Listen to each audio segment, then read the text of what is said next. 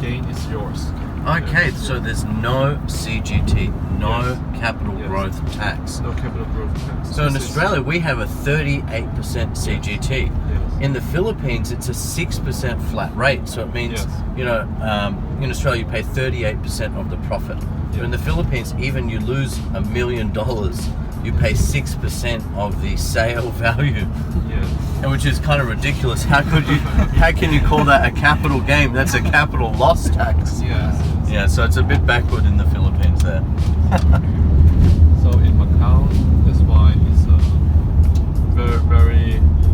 Most people, they will invest in the housing market because not just if they buy a stock, they may need to pay capital gain tax, but if they buy a house, they don't have to do so. That's great. Yes. In Macau, it's 1%. 1%. 1%? Yes, 1%. So the cost is quite low. To invest. The only thing about non-residents to invest in Macau is they have non-residents one-time Stamp duty. stamp duty. And that's 10% Yeah. since 2013? Yes, correct. Yeah. Correct. That's 10%. Yes. That's the only downside of it. But At least it's not Vancouver, 15%. yes.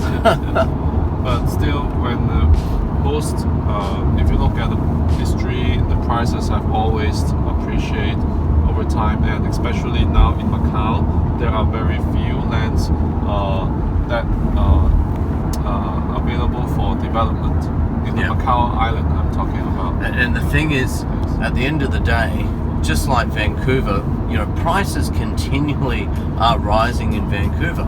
And what people are doing is they're paying that tax, but if they're selling, they're wanting that money back. So they're just passing that on to the next buyer. So ultimately, it's the Canadian people and the Canadian government that will lose on that one. I don't really agree with it. Also, Australia's recently introduced something similar. I believe in Sydney, depending on the state, I think in Queensland it's only 3% extra tax. Yes. I believe in Sydney it's as high as like 5 or 6% now. Yes. Yeah. That's I've asked about some. I have some clients. They're Australian. I've asked them why they come to work in Macau because, in like countries like Australia, they have a very high tax rate, not just on property but also on income tax. That's right. But here you have very low income tax rate. Yes. It's a flat rate, 15%. You mean for income tax? Income tax, yeah. Income tax in Macau for most people is around. It's like this: if you earn less than 300,000, you don't have to pay any tax. Wow. And then if you earn more than 300,000, it's about 6% of the tax. 6%. Yeah, 6%. That's all. Yes, that's all. So What? That's better than Hong Kong. So that's why some people, I've some clients, they Australian, they explain to me, they work in Australia, they have to pay like close to 40%. They come to work. How can I get the residency card? I'm not joking. I hate tax. Because in Macau is it's a very special place. The government, 80% of the tax revenue is from the gaming sector. Yes. Yeah. So if you do the math, 200 billion 1 year, 40% gaming tax, then that's already close to 80 billion of gaming revenue. Wow. Okay, so you have to invest over 20 million Hong Kong dollars. But if you invest that 20 million Hong Kong dollars, what does that mean? That you can get the residency card? You have to open in the past, if you buy an apartment of over 5 million, I remember that. Yeah, you can. I almost did that years ago. Yeah, you can get a residency, but now they have cancelled the program. So only for the easiest way is to marry. Get married. Sorry, babe. Look. Yes, get married with a local. That's the easiest way and the fastest. And way. are these buildings here? Is that still Macau or? No, that's in China. So is that Zhuhai or? That's the Zhuhai. Yeah. That is Jin Zhuhai. Island. Wow. Jin Island. Yeah. It's I thought it might be. Yeah. It's a it's also a new development, but it's over the China side. Yeah. Now, as of now, it's still very hard to come across to Macau. Yeah. You have to get a visa. Even for people living in England, they have to get a visa to come. Yeah, I heard Zhuhai was developing fast, but I didn't realize it was developing that fast. Yes, Wow. yes. A lot of skyscrapers. Yes, a lot. And in China, I think you have heard a lot of cities. They rely on the investment, like the hard assets. Yeah. Yes, to keep up with the economic growth For GDP. What Ken is talking about, he's actually saying that, in fact, you have the government level, so you have the central government level, but below and beneath that level you have like state and city governments. Now the state and city governments, they have to perform, okay? So they have to perform to a certain level. So every year their expectation might be that they have to increase GDP by 10%. So in order for them to do that and to keep up with that, they build, okay? Because they can employ people in construction jobs, and there's a lot of growth in that industry, as well as house more and more people. So at the end of the day, that's why there's been this massive boom in China. Wow, look at that golf course. So for those that actually know Arian and watch the vlog, you'll know that she loves golf, don't you, honey? Yeah, she's smiling in the background there, but she absolutely loves golf. She enjoys playing a round of golf or two, and that's one of her favorite hobbies, okay? That's One Oasis. Yeah, and that's the One Oasis. One Oasis. Now, the One Oasis has a story for me, okay? Because I'm not going to say the person's name, but I was dating someone and she didn't want me living in Macau. She wanted me to live in Shenzhen, and she refused to allow me to buy in this particular building, which was One Oasis. So I know what the prices were off the plan, because I almost bought one myself personally, and I'm kicking myself because I know what they've gone up by. Yeah, it has increased out of sight. And actually, I'm very surprised because this area, Taipa, but where we are, Kotai, or is this still called Kotai, or is this a different? Yeah, Kotai here has developed extremely nicely. You know, you have the Eiffel Tower there, you have the Parisian, and a number of really, really nice hotels and casinos. Not only that, you have this amazing golf course, which I know I would love to use. So one of the reasons why Macau prices, the land prices, have increased so rapidly, mainly because in the past the lands in Macau, they are not available for bidding, not unlike Hong Kong or some other cities. For bid, yes. But now the Macau government is planning to change, like to open up some lands for bidding. And there, as you know, Macau is a super wealthy place, and that's why even the land price right now you're talking about. Recently, there's a land sold in Taipa side for $10,000 per square foot, just the land. They haven't built the building. Wow. So after the building is developed, it's estimated around 20,000 per square foot. So sure. Of course, it brings up these apartments that are already ready to rent or to live in. And of course, in Macau, the unemployment rate is 1.9%, which in other words, very low. Very low. Yeah. The economy is very healthy, so that's why people, they can afford to get a mortgage and to buy an apartment.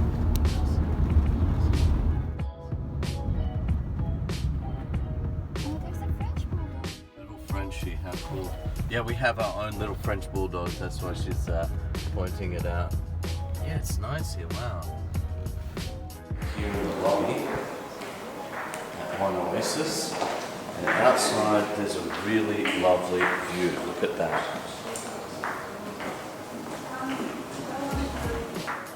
And similar to the property I recently just bought in Thailand, the room has 2 air conditioning units. Because in Asia, it can get quite warm.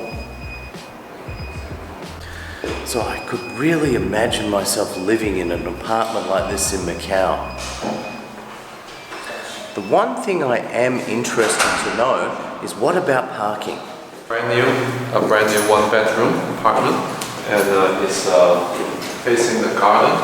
One of the advantage of facing garden is it's more quiet, yes, and the view won't change over time. So right. yes, if you face the other side, they will have another building, but here the view is forever the same. And another advantage of this apartment is it's facing southeast, the southeast side, where it's not as hot as the other apartment. So it's cooler in the summer and warmer in the winter.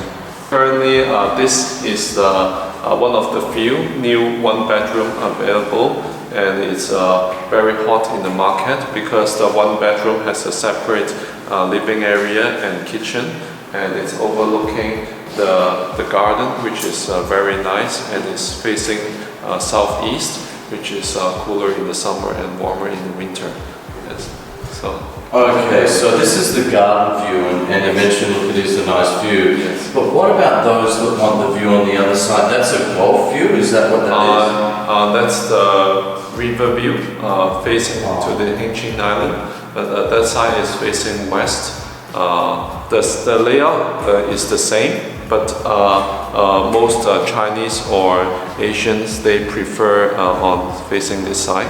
The good thing about here is that, look, it's a bit further out of town. If you're wanting to get to and you're working on Macau Island, it might not be for you. But for those individuals that want to buy some luxury holiday apartment, this is a really good option. Now, why I believe it's such a good option is it's so close to the Cotai Strip, and right next door, you've got the golf course. Yes, yes. The occupancy rate is over 90%, and most people now, when they first come to work in Macau, especially the expats, this is their first choice. Wow. Because not only they have a very nice new apartment, but they also have the best clubhouse in Macau. Oh, and really? Also, yes, the clubhouse. They have indoor and outdoor pool. They have the biggest gym in Macau, and also they have a free shuttle bus service. So okay. you can see over there, free shuttle bus. It starts from 7 a.m. to 9 p.m. in the evening. Every 15 minutes? Every 30 minutes. 30 minutes. Yeah, but it's free to use, and also they have a supermarket and retail area and restaurants just in the complex. So it's very convenient and also very good quality living for them. Yes. So let's have a look in the bedroom. And you have another balcony here. Yeah, I can just envisage really this little balcony. I like this, and why I like this. Yeah, why I like this actually is because the best part of it is a lot of people want the balcony outside. But for me, I'm not a smoker. I don't need to go outside. And when you have it outside, it can get a bit dusty in Asia.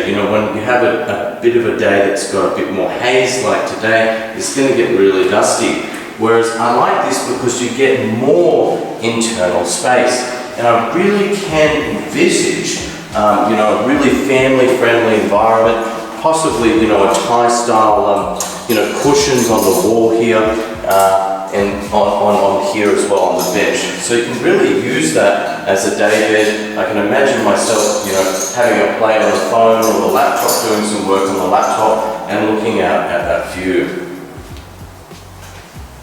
Can you see yourself here? So Ken, what about parking? I might want to buy a Maserati. I'm serious, I like my cars, I like my toys.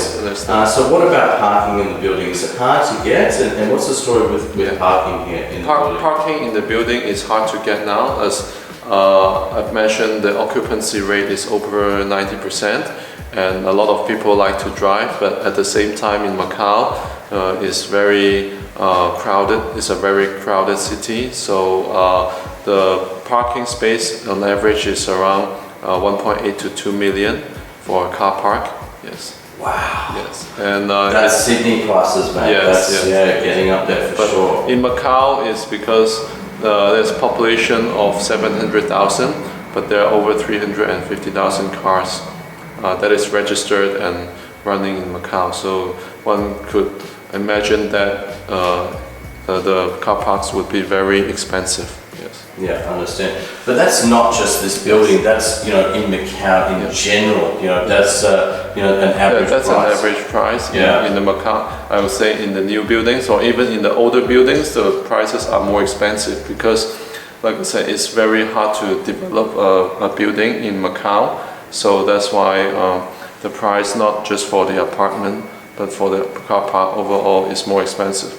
But overall, I would say for investor, most people would prefer to invest in the apartment rather than car park because the rate of return is much higher for an apartment. Yes. Yeah, okay. Yes. Yeah. And you can always rent a car slot in this building if you wanted to. And how much would that cost per month? That would cost around 3,000 to 3,500. That's very reasonable, actually, considering the price. Yeah. Yes. Ken, do you know what that red building is in the background there? What's that? Yes. That's the Louis XIII Hotel. Yeah. And they are planning to open next year, beginning of next year. And the hotel is the most luxurious hotel in Macau. Wow. Yes. And the company has purchased 30 Rolls Royce to pick up their customers. Wow. Yeah. So it's I heard that it's going to be one of the best hotel in Macau. Well, if you have a contact there, let me know so I can film it when it opens up. What time will the Louis XIII actually open? They are planning to open the first quarter of next year. Wow, that's cool. Louis XIII. Yeah, I did think it looked like a very interesting building indeed. And let's just get a quick glimpse of that. So Louis XIII building, guys.